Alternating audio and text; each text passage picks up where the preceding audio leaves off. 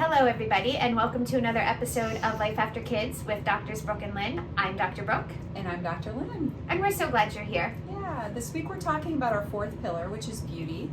And there's inner and outer beauty. Yep. But this week we're focusing on the importance of a beautiful space. Yes, I think that is a great conversation to be had because our environment and what we surround ourselves with has a huge reflection on our emotional well-being and how we feel about ourselves. I don't think you can discount that. Absolutely not. And you can have a beautiful environment that adds to your mindset and your emotional well-being. Yeah. I mean, you can also have an environment that can detract from that. Absolutely. And create chaos. And stress. Mm-hmm. And I do think that our environments are reflections of how we feel and who we are on the inside. I know that's a very deep point to go to right away, but I jumped right in. I'm always all in. Yes. Let's go. Yes, but we also have very unique ways of expressing that environment. So talk about how, some of the things that you like to do in your environment to create a warm, inviting, comfortable space. Yeah, I think so. For me, it goes back to one of my strengths too, because my third strength is input. So I'm like the collector of things, and you could speak more to that if I'm missing. I mean, I know there's a lot more to it, but it's a good summary. And one of the things that I find that I like to collect are quotes and sayings, affirmations that just fill me up and make me feel good. So a lot of my home space has, I don't know if you call it even our artwork, but things that hang on the wall that are meaningful quotes or sayings, or maybe a scripture that I love, like 1 Corinthians. And so it's daily reminders. It makes me feel joyful when I see it. And for me, I love it. I love that too, because it's similar to what we, do in using those affirmations. We're saying those words, we're putting it out there, and by having it on our walls, how powerful is that? To see that and be faced with that every day, and for our family to see that, and have that instilled in them as well. And that's the thing, to your point, like, when you're trying to flip the script and create a positive mindset, you want to engage your senses. So when you're speaking them, there's that speaking. But when you've got things up that you see, now you're involving your sight, and your brain's registering it via sight, which is great too. Yeah, and talking about the other senses. So it's not just what we see; it's smells in our home. It's essential oils and diffusers. And I know you have a space in your home.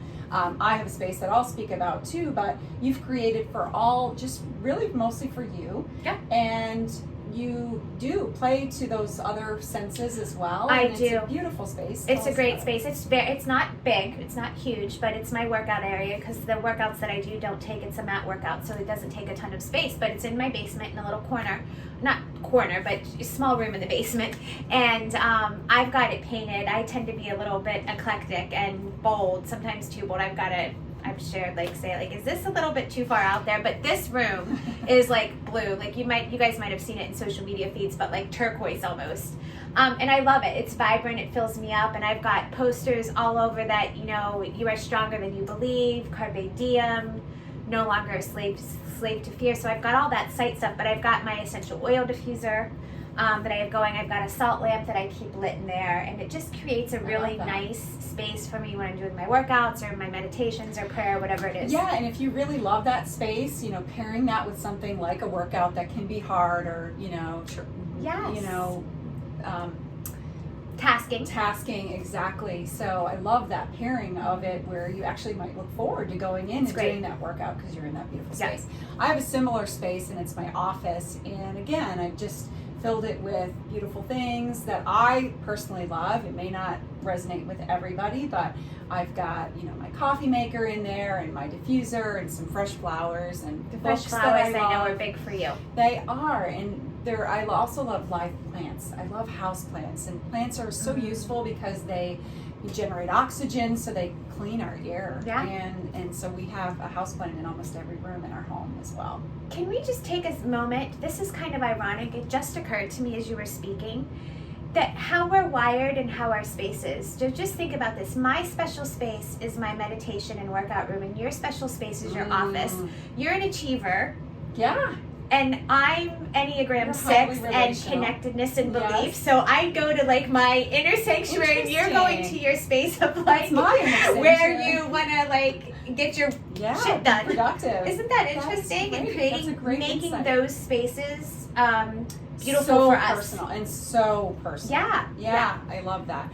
And for me, it's really decorating the home. And once again, it's not perfect, but it's an ongoing process that I have found really activates that creative and artistic piece. And I believe wholeheartedly that all of us need to be channeling that, that creativity that is inside of us, even if we don't think we are.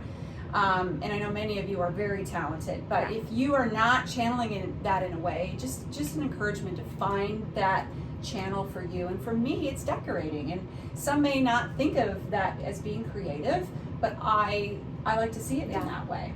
Yeah, and that's huge, the creativity piece, because there are multiple studies that show how important creativity is to emotional health, like that we need that creative outlet. And I think it's easy to think, at least I used to think of creativity, well, because I'm not the person that's going to draw or sketch or paint, or that's just no slouch it. I admire people that can. It's just that's not me. That's not how I'm wired. But you can have that outlet in how you decorate your space or how you put an outfit together, or there's so many different ways to be creative. And you have to exercise it, so otherwise it's going to be misdirected. Yeah. And I believe, can harm you if it's not being outwardly directed in a healthy way. It'll often be inwardly directed in an unhealthy way. Yeah, and here's the other thing, guys, before we wrap.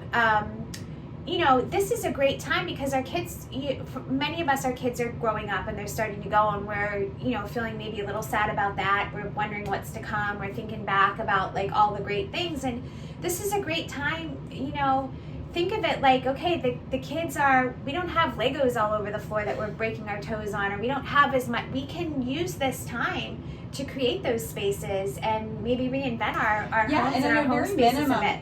And I do wholeheartedly believe that your space is a reflection of your mental capacity. And if it's feeling cluttered, or if you're stifled emotionally, it could be that there's something in your environment that needs to be cleaned out. So decluttering is just we need to have an episode on that regularly. Absolutely. Yeah, so great conversation on that. And, again, it can fill time. It's a great creative outlet. And, we make our beautiful spaces so we can have the emotions and feel the way that we do in our homes. That's right. You go to your office, get all your work done. I'll be working on my breath work and on your mat. Guys, thanks for joining the conversation. Make sure you're getting these dropped in your inbox every Sunday night by subscribing on our website, www.lifeafterkids.com. Follow us on Instagram, Facebook, and TikTok. Thanks for watching. Have a good one.